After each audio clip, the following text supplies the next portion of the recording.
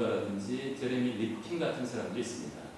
코로나19의 원인 중에 매우 중요한 원인 중에 하나가 바로 기후위기, 생태를 갖다가 파괴했다는 사실에서 찾고 있습니다.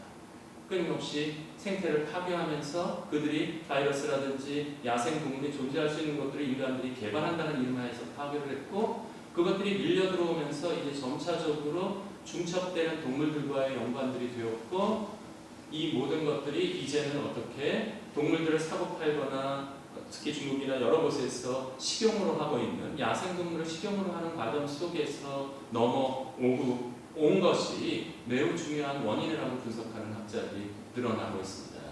그 뒷 배경이 무엇이냐면 바로 이 코로나19 사태 때 아까 돈, 금전 그것 자체로 나쁜 것이라고 얘기할 수 없지만 끊임없이 그것만을 추구하면서 그 욕심이 끊임없이 작동한 것이야말로 바로 이것을 파괴한 것이다. 에피쿠로스는 뭐라고 얘기하냐면 자신의 정원을 꾸렸습니다.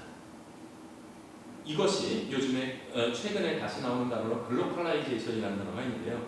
글로벌라이제이션은 많이 들어보셨죠. 글로벌라이제이션이 세계화라고 해서 신자유주의가 모든 것들을 가장 효율적으로 생산해내는 것만 추구를 해왔었는데 이제 멈출 시기가 됐다는 것입니다.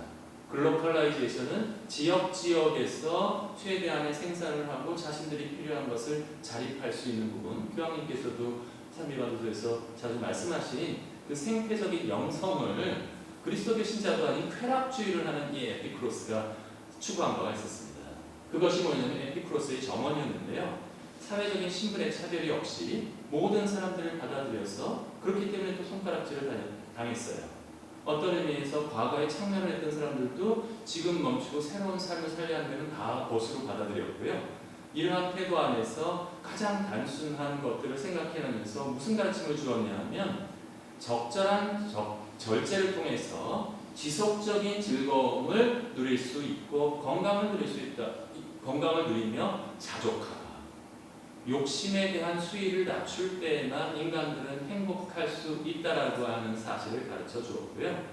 사실은 오늘 몇 분이 계시고 많은 분들이 이곳에 못 오셨지만 이 가르멘의 명사특강에 와서 이 이야기를 배우시는 분들은 벌써 에피쿠로스의 행복의 단계를 추구하고 계신 겁니다. 읽어드리자면 친구들과 철학적인 성찰을 나눈 여기 철학은 물론 그리스도교적인 신학과 영성에 대한 가르침도 포함하고 있는데요. 철학적인 성찰의 나눔을 통해 경험하는 즐거움이야말로 에피쿠로스가 얘기한 쾌락의 대표적인 유형이라고 하는 것입니다.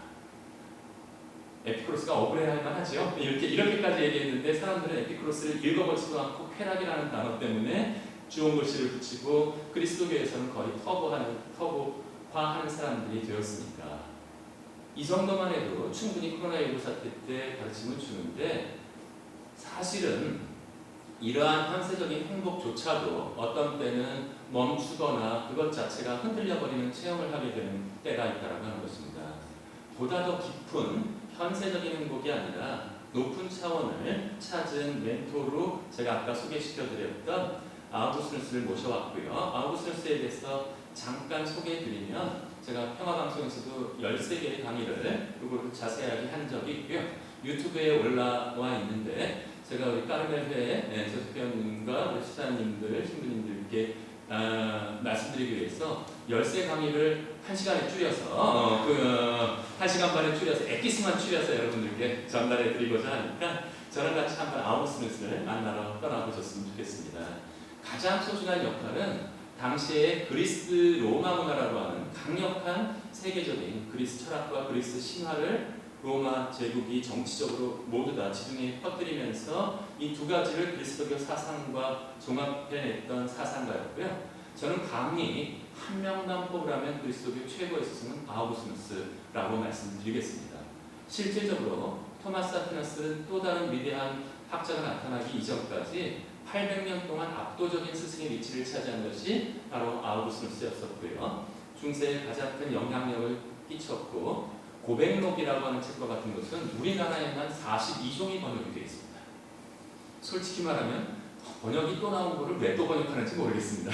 번역가들이 이미 번역이 많이 나와 있는데 그것은 왜 그러냐면 그럼에도 불구하고 이 중요한 책은 내가 번역해보겠다는 야심들을 사람들한테 불러일으킬 정도로 중요한 책이었고요. 그것 이외에도 100여 권의 책을 썼었고, 근데 제가 오늘 모시고 온 이유 중에 하나는 아까 말씀드렸던 위대한 성인들은 너무 높아서 쫓지 못한다면 이분은 우리와 닮은 가장 비슷한 어떠한 것을 물욕, 명예욕, 성욕 모든 것에 빠져보았고 그러한 모든 잘못을 가지고도 회개해서 주님께 나아간 가장 대표적인 성인이기 때문에 제가 보통 사람들께 알려드리기 위한 부분으로 모셔왔고요.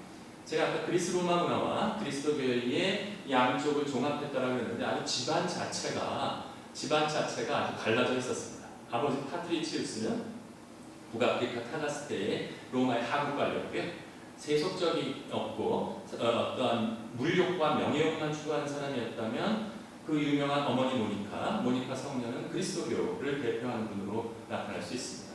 두 분은 사실은 그렇게 일치하는 부분은 아니었지만 모니카 성녀가 워낙 잘 맞춰줘서 집안의 평화는 유지되고 있었고요. 하지만 어머니 모니카는 당시 자기의 남편인 파트리키우스와 완전하게 영적인 일치를 이루지 못했습니다. 엄마가 남편한테 실망하고 있을 때 종종 그 기대감과 뭐 하는 것은 어디로 옮겨갈까요? 자식한테 옮겨갑니다. 더더군다나 자기가 낳은 자식이 이게 내가 낳은 거 맞을 정도로